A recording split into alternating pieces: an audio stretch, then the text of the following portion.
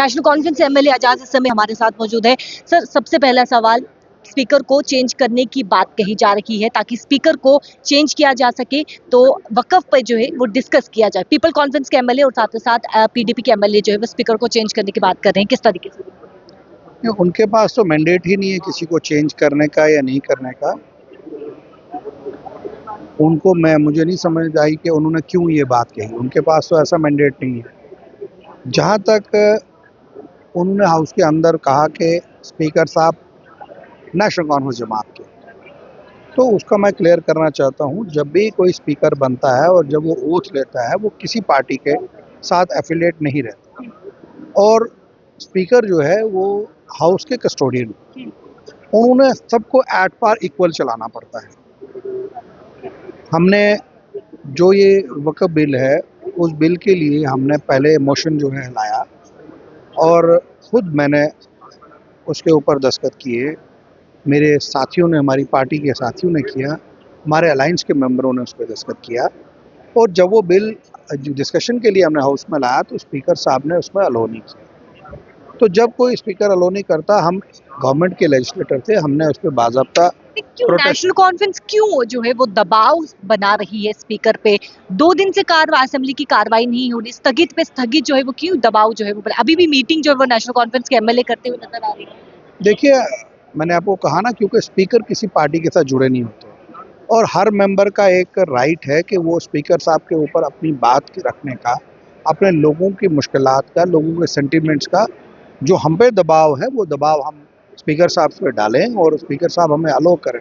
और हमने एक बात उनको क्लियर, लाउड एंड क्लियर बोल दिया कि जब तक हमें इस बिल पे हाउस में डिस्कशन नहीं करने देंगे और इस हाउस से एक loud and clear message government of India को नहीं जाता कि ये जो बिल उन्होंने वहाँ पे पास किया है, ये बिल मुस्लिम कम्युनिटी के लोगों को नामंजूर है और ये बिल जो है ये मुस्लिम कम्युनिटी के जज्बात के खिलाफ है। और ये वो बिल जमात लेके आई है जिसकी अपनी गवर्नमेंट में एक मुस्लिम मिनिस्टर नहीं, एक मुस्लिम मेंबर नहीं जो वहाँ पे उनकी बात करे। तो जब तक वहाँ पे वो लोग हमारी बात ना सुने, बात ना करें, हमने इस पे रखा हुआ है, अपना दबाव बनाया हुआ है। और अभी भी मैं आपको कहता हूँ कि हम हाउस तब तक नहीं चलने देंगे जब तक इस बिल पे डिस्कशन होके loud and clear message government of आपको इंडिया। लगता है कि आप स्पीकर पर, नेशनल कॉन्फ्रेंस स्पीकर पर इतना दबाव डालेगी कि डिस्कस होने के जो है वो चांसेस बन सकते हैं? इंशाल्लाह क्यों नहीं करेंगे, इस पे और दबाव बनाएंगे, हाउस तब तक चलने नहीं देंगे।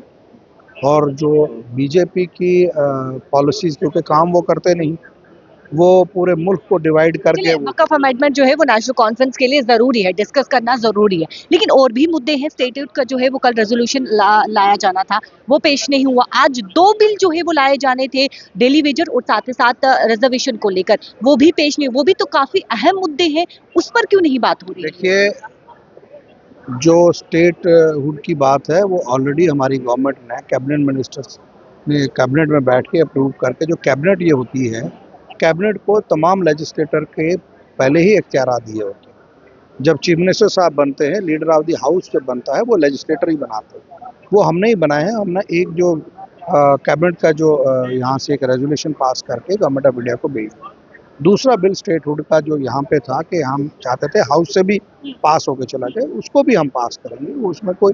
लेकिन इस वक्त आज की जो लोगों की मुश्किलात, लोगों की आवाज़, लोगों के जो सेंटिमेंट्स जुड़े हैं, वो इस बिल के ऊपर जुड़े हुए थे कि किस तरीके से जल्द जो है इस बिल पे कार्रवाई हो और लोगों को जो है इसका फायदा। बहुत बहुत शुक्रिया बातचीत करने के लिए। देखिए, साफ तौर पर नेशनल कॉन्फ्रेंस के एमएलए जाज का ये कहना है कि हाउस की कार्रवाई तब तक नहीं चलेगी जब तक जो है वो डिस्कस वक़्फ़ पे नहीं किया जाता है, यानी कि हंगामा जो है वो देखने को मिलेगा तब तक जब तक वक़्फ़ पे डिस्कस नहीं होता है। साफ तौर पर नेशनल कॉन्फ्रेंस के एमएलए का कहना है। कैमरा पर्सन संजय के साथ शिल्पा शर्मा, जब